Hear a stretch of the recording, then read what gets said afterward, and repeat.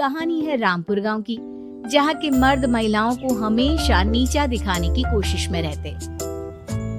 अरे अभी तक खाना नहीं आया, क्या मुझे एक और शादी करने की जरूरत है? नहीं जी नहीं, ऐसा मत करना, वरना मैं कहाँ जाऊंगी। खाना लेकर मैं अभी आई जी। गांव की पंचायत में भी फैसले हमेशा औरतों के खिलाफ ही रहते।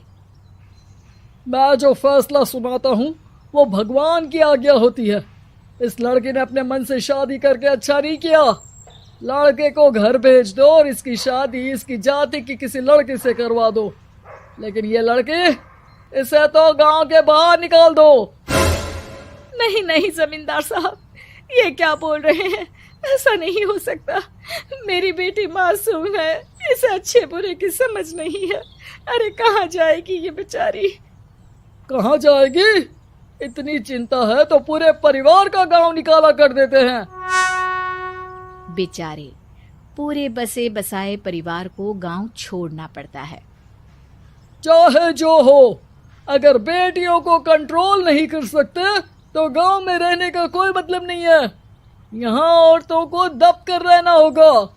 कोई भी अपने हिसाब से कुछ नहीं कर सकता, सब ईश्वर की मर्जी से ही होगा। तभी गांव का एक आदमी दौड़ा दौड़ा आता है। सरपंच साहब, जमींदार साहब, वो कालिया है ना, उसकी बेटी पढ़ने के लिए शहर जा रही है। अच्छा, ये कब हो गया? और कालिया की हिम्मत कैसे हो गई ऐसा करने की? लेकर आओ उसे और उसकी बेटी को। बस फिर क्या था, हाजिर हो जाते हैं कालिया और उसकी बेटी सरपंच के सामने। अरे कालिया, ये क्या सुनने में आ रहा है? बेटी को इंजीनियर बना रहा है तू? और ये बता, गांव में तो स्कूल नहीं है, फिर कहां से इतनी क्लास पास कर गई तेरी बेटी? राधा, जो कि कालिया की बेटी है, उसे लगता है कि सरपंच उसकी तारीफ कर रहे हैं। सरपंच जी, मैंने ऑनलाइन पढ़ाई की है, डिस्टेंस लर्निंग से। सभी में मैंने अच्छे नंबर पाए हैं, जिसे देखते हुए शहर की इंजीनियरिंग कॉलेज में मुझे स्कॉलरशिप मिली है। वाह जी वाह, क्या होती है ये? पहले तो ये बताओ, फिर आगे की बात करते हैं। पूरा गांव राधा की बात सुन रहा था और राधा बोलती जा रही थी। तो ऐसे मैं फ्री में एक अच्छी शिक्षा लेकर गांव में जो कुछ परेशानियां हैं, जैसे बिजली, पानी और इंटरनेट जैसी समस्याओं के लिए काम करूंगी। मैं गांव को शहर से जोड़ने के लिए पुल का निर्माण करवाने का प्रस्ताव रखूंगी। मुझे पूरी उम्मीद है कि जल्द ही हमारा गांव भी तरक्की की राह पर चल पड़ेगा। राधा की बात सुनकर सारे गांव वाले ताली बजाने लगते हैं। सरपंच को समझ नहीं आता कि वो क्या करे। चुप रह नादान लड़की, गांव के खिलाफ जाने के लिए तुझे गांव से बेदखल कर दिया जाएगा, वो भी पूरे परिवार के साथ। और हाँ, अगर ठीक से गांव में रहना चाहती है तो ये पढ़ाई लिखाई छोड़ दे। हम तेरे लिए गांव का कोई होनहार लड़का देखेंगे। तभी गांव का एक आदमी बोल पड़ता है। अरे नहीं नहीं सरपंच जी, राधा बिटिया जो बता रही है, अगर वैसा हो जाए तो हम लोगों को पैसा कमाने के लिए बाहर नहीं जाना पड़ेगा। हाँ जी, और ना ही कोसों दूर पानी के लिए भटकना पड़ेगा।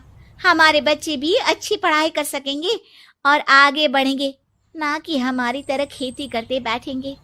क्यों गांव वालों, राधा बिटिया का साथ देना चाहिए ना। सरपंच देखता है कि गांव राधा के साथ है तो वो चुप हो जाता है।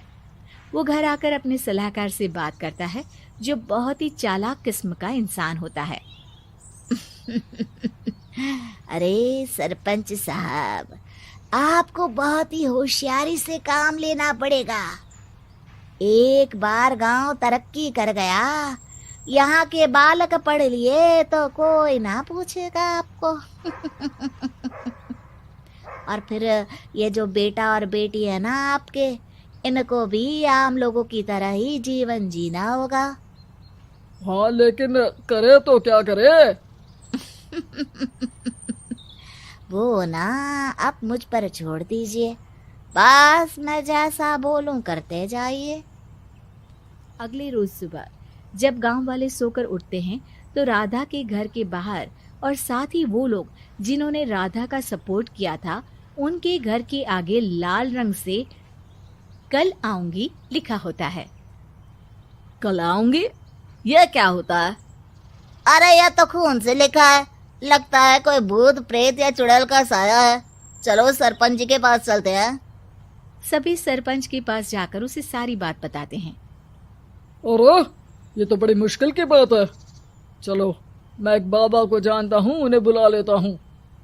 सरपंच बाबा को लेकर गांव के घर के बाहर जाता है।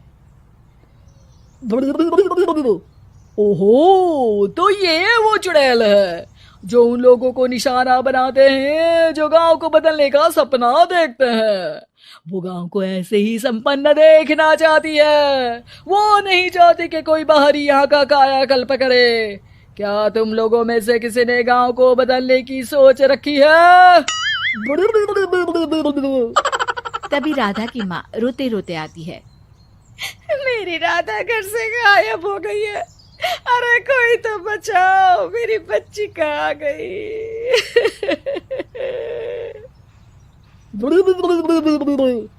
ले गई वो चुड़ैल, तेरी बच्ची को ले गई। अब वो उसे श्रापित करके छोड़ेगी, उस पर चुड़ैल का साया हो जाएगा। तभी बुरी सी हालत में राधा भी वहां आ जाती है। उसके बाल चुड़ैल की तरह फैले होते हैं और कपड़ों में खून लगा होता है। सभी राधा को देखकर डर जाते हैं। माँ, पता नहीं मुझे कौन उठा कर ले गया था। अरे दूर दूर हो जा चुड़ैल, अब हम लोग इस गांव में नहीं रुकेंगे। अरे कैसे बातें कर रहे हैं आप? कल तो आप मेरे भरोसे गांव का हुलिया बदलने, अपने बच्चों को पढ़ाने और तरक्की उन्नति की बात कर रहे थे, तो आज क्या हो गया आपको? ये फिर तुम लोगों को बहकाएगी। ये चुड़ैल गांव में आ चुकी है, ऐसे ही ये तुम्हारे घर के बच्चों को भी ले जाएगी। गांव वाले राधा को गांव से बाहर निकाल देते हैं। उसके माँ बाप रोते रहते हैं, लेकिन गांव वाले नहीं मानते। मैं भी अपनी बहन के साथ गांव के बाहर रहूंगा, लेकिन वो पढ़ाई नहीं छोड़ेगी। वहीं सरपंच के घर पर सलाहकार कहता है। देखा, सांप भी मर गया और लाठी भी नहीं टूटी। लेकिन अगले ही दिन सरपंच के घर के बाहर भी वही शब्द लिखे होते हैं। और फिर सरपंच की बीवी कहती है, हमारी बेटी को किसी ने अगवा कर लिया है। तभी राधा का भाई वहां आ जाता है। अरे गांव वालों, मैंने सरपंच जी की बेटी को देखा था। वो चुड़ैल उसे उठाकर ले जा रही थी। अरे क्या मजाक कर रहे हो? नहीं नहीं सरपंच जी, आप नहीं जानते। वो चुड़ैल अब आपकी बेटी में आ जाएगी, जैसे राधा के अंदर आ गई थी। तभी सरपंच की बेटी वैसी ही हालत में वहां आती है जैसे राधा आई थी। पापा, पता नहीं कैसे मैं गायब हो गई थी। चुड़ैल, इसके अंदर भी चुड़ैल का साया है, मारो इसे। अरे नहीं नहीं, इसे भी राधा के पास गांव के बाहर ही भेज दो। अरे चुप रहो, मेरी बेटी कहीं नहीं जाएगी और चुड़ैल बुड़ैल कुछ नहीं होता है।